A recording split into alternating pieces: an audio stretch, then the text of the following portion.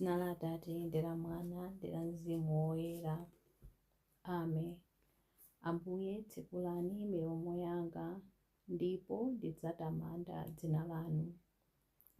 Ulemu ukhale kwa Atate ndi kwa Mwana ndi kwa Mzimu Woyera, monga panali poyamba, tsopano ndi masiku onse, ndi pa nthawi zosatha.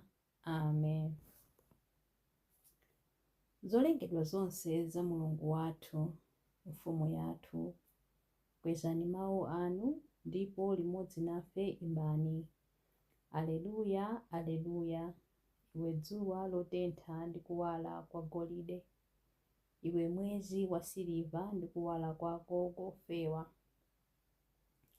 Inu mutamandeni, inu mutamandeni. Aleluya, aleluya, aleluya. Iwe mphepo yowomba, amene uli wamphamvu koposa, inu mitambo imene mumayenda mwambamwamba, inu mutamandeni. Aleluya. Iwe mbandakucha, kondwera ndi kutamanda. Inu kuwala kwa madzulo, pezani mawu. Inu mutamandeni, inu mutamandeni. Aleluya, aleluya, aleluya.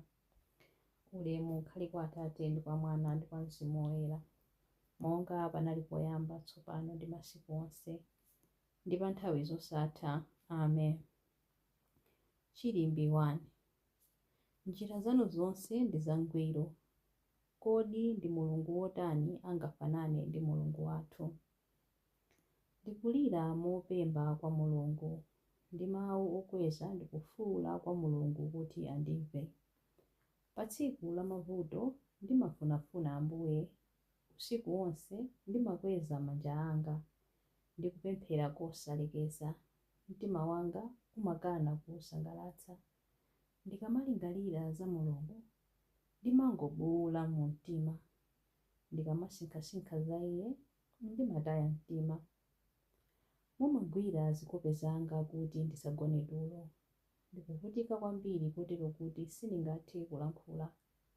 Ndimalingalira za masiku akale, ndimakumbukira zaka zamakedzana. Ndimasinkhasinkha mu mtima mwanga usiku. Ndimadzifunsa ndi kufufuzafufuza mtima mwanga. Kodi Ambuye adzandikana mpaka liti? Kodi sadzandikomeranso mtima? Kodi chikondi chawo chosasinthika chija chatheratu?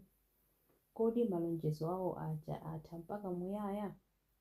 Kodi Mulungu wayiwala kukoma mtima kwake kuja? Kodi wakwiya ndi kuleka chifundo chake chija? Chondiwawa nchakuti Mulungu wopambana zonse wasintha mchitidwe wake. Komabe ndidzakumbukira ntchito zanu inu chauta. Inde ndidzakumbukira zodabwitsa zanu zakalekale. Ndidzasinkhasinkha za zonse zimene mwachita. Ndidzalingalira za ntchito zanu zamphamvuzo. Njira zanu inu Mulungu ndi zoyera.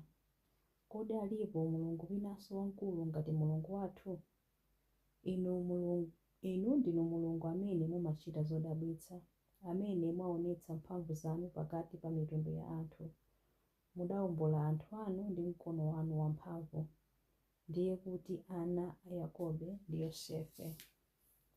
Pamene madzi adakuonani inu Mulungu, pamene madzi adakuonani adachita mantha.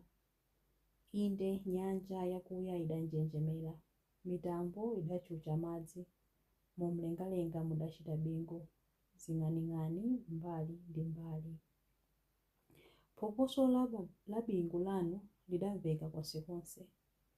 Mphezi zanu zidawalitsa dziko lonse. Dziko lapansi lidanjenjemera ndi kugwedezeka. Inu mudadzera pa nyanja, njira yanu idadzera pa madzi akuya. Komabe mapazi anu sadaoneke. Mudatsogolera anthu anu ngati nkhosa kudzera mwa Mose ndi Aaroni. Ulemu ukhale kwa Atate ndi kwa Mwana ndi kwa Mzimu Woyera, monga panali poyamba, tsopano ndi masiku onse, ndi pa nthawi zosatha. Amen. Njira zanu zonse ndi zangwiro. Kodi ndi Mulungu wotani angafanane ndi Mulungu wathu? Chilimbi 2. Mtima wanga ukusangalala mwa Ambuye, iye amatsitsa ozikweza kuti atikweze ife.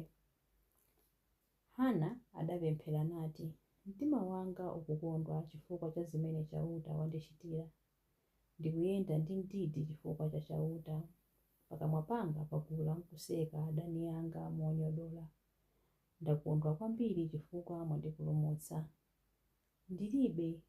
Palibe woyera wina wofanana ndi chauta. Palibe wina koma iye yekha. Palibe thanthwe lina lotchinjiriza lofanana ndi Mulungu wathu. Anthu inu musalankhulenso modzitama. Pakamwa panu pasatuluke zodzikuza, pakuti chauta ni Mulungu wanzeru. Ndiye amene amaweruza ntchito za anthu. Ankhondo amphamvu mauta awo achoka, koma anthu ofowoka avala dzilimbe. Anthu amene kale adali okhuta, tsopano akusuma, koma amene kale adali ndi njala tsopano akukhuta. Chumba chabala ana 7, koma wobereka ana ambiri watsala yekha. Chauta amadzetsa imfa ndipo amabwezeresa moyo. Amatsitsira ku manda ndipo amawatulutsakonso. Chauta amasaukitsa ndipo amalemeretsa. Amatsitsa ndipo amakweza. Amakweza osauka kuwachotsa pa fumbi. Amachotsa anthu osowa padzala. Amawakhazika pamodzi ndi akalonga. Amawapatsa mpando waulemu. Nsanamira za dziko lapansi nzake za chauta. Adakhazika dziko lapansi pa nsanamirazo. Anthu okhulupirika iye adzamtchinjiriza moyo wawo. Anthu okhulupirika iye adzatchinjiriza moyo wawo. Koma anthu oyipa adzazimirira mu mdima, popeza munthu sapambana ndi mphamvu zake. Chauta adzaswanya adani ake. Adzawaopsa ndi mabingu kuchokera kumwamba. Chauta adzawaweruza mpaka kumathero a dziko lapansi. Koma adzalimbikitsa mfumu yake. Adzakuza mphamvu za wozozedwa wake. Ulemu ukhale kwa Atate ndi kwa Mwana ndi kwa Mzimu Woyera, monga panali poyamba, tsopano ndi masiku onse, ndi pa nthawi zosatha. Amen. Mtima wanga ukusangalala mwa Ambuye, iye amatsitsa ozikweza kuti atikweze ife. Chilimbi 3. Ambuye ndiye mfumu, dziko lonse lapansi lisangalale. Chauta ndiye mfumu, anthu a pa dziko lapansi akondwere. Anthu onse ambali mwa nyanja asangalale. Mitambo ndi mdima waukulu za mzinga chauta. Amalamulira molungama, mu ufumu wake mulibe tsankho. Moto umapita patsogolo pake, umapsereza adani ake omzinga kulikonse. Zing'aning'ani zake zimawalitsa dziko lonse lapansi. Dziko lonse limapenya mkugwedezeka. Mapiri amasungunuka ngati sera pamaso pa chauta. Ndiye wolamulira dziko lonse lapansi. Zakumwamba zimalalika za kulungama kwake, ndipo anthu a mitundu yonse amaona ulemerero wake. Onse opembedza milungu yonama amene amanyadira mafano achabechabe amachititsidwa manyazi, popeza milungu ina yonse imagonjera chauta. Anthu a ku Ziyoni akumva ndipo akusangalala. Midzi ya ku Yuda nayonso ikukondwera chifukwa cha kaweruzidwe kanu inu chauta. Pakuti inu chauta ndinu wopambana zonse, wolamulira dziko lonse lapansi. Ndinu amphamvu kupambana milungu yonse. Chauta amakonda anthu odana ndi zoyipa. Iye amasunga moyo wa anthu ake oyera mtima. Amawapulumutsa kwa anthu oyipa. Amawalira anthu amene amamumvera, ndipo anthuwo amakhaladi ndi chimwemwe. Inu ndi anthu achauta. Kondwerani mwa iye, ndipo mumuthokoze potchula dzina lake loyera. Ulemu ukhale kwa Atate ndi kwa Mwana ndi kwa Mzimu Woyera, monga panali poyamba, tsopano ndi masiku onse, ndi pa nthawi zosatha. Amen. Ambuye ndiye mfumu, dziko lonse lapansi lisangalale. Mawu a Mulungu. Mawu akuchokera mu buku la Aroma. Aroma 8 vesi ya 35 mpaka na 37. Ndani angatilekanitse ndi chikondi cha Khristu? Kodi ndi masautso, kapena zowawa, kapena mazunzo, kapena njala, kapena usiwa, kapena zoopsa, kapenanso kuphedwa? Pa zonsezi tili wopambana ndithu chifukwa cha Iye ndi amene adatikonda. Mawu a Ambuye. Tithokoze Mulungu. Chiyankho: ndidzadalitsa Ambuye moyo wanga wonse. Ndidzadalitsa Ambuye moyo wanga wonse. Ndi nyimbo yomutamanda pakamwa panga nthawi zonse, moyo wanga wonse. Ulemu ukhale kwa Atate ndi kwa Mwana ndi kwa Mzimu Woyera. Ndidzadalitsa Ambuye moyo wanga wonse. Chilimbi cha nyimbo ya Zakariya. Tiyeni tiwatumikire Ambuye pokhala woyera mtima masiku onse a moyo wathu. Adalitsike Ambuye Mulungu wa Israeli, wadzayendera anthu ake ndi kuwawombola. Watiukitsira ife mpulumutsi wamphamvu, nyumba ya Davide mtumiki wake, monga adalonjezera ndi milomo ya anthu oyera, iwo amene adali aneneri pa nthawi yakale. Mpulumutsi amene adzatimasula ife kwa adani athu, ku manja onse amene amadana nafe. Choncho chikondi chake pa makolo athu chakwaniritsidwa, ndiponso pangano chake choyera chakumbukiridwa.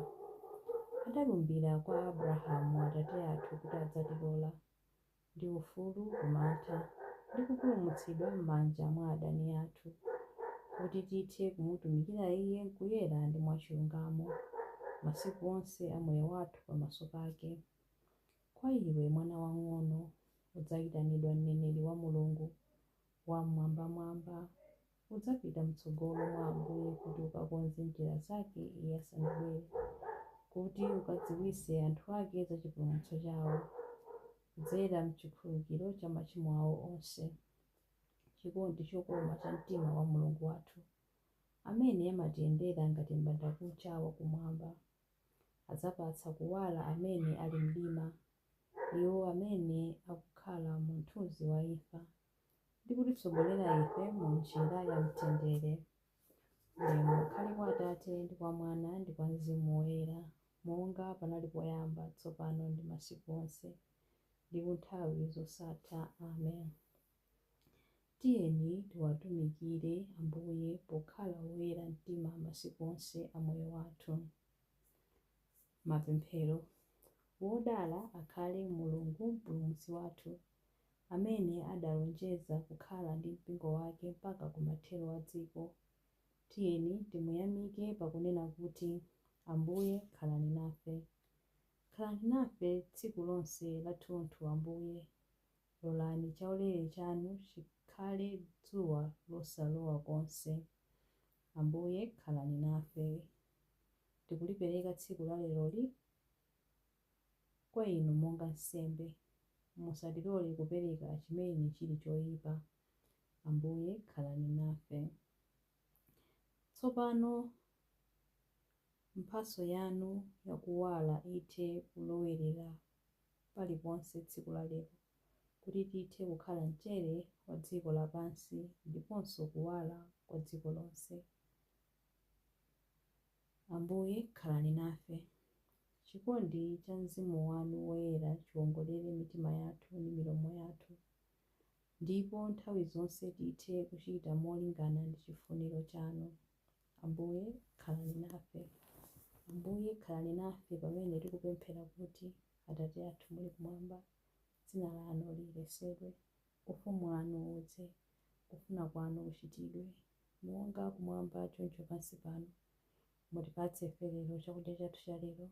Mutikhululukire ife zochimwa zathu, monga ifenso takhululukira adani athu. Musatisiye ife mchinyengo, koma mutipulumutse ife kwa zoyipa. Amen.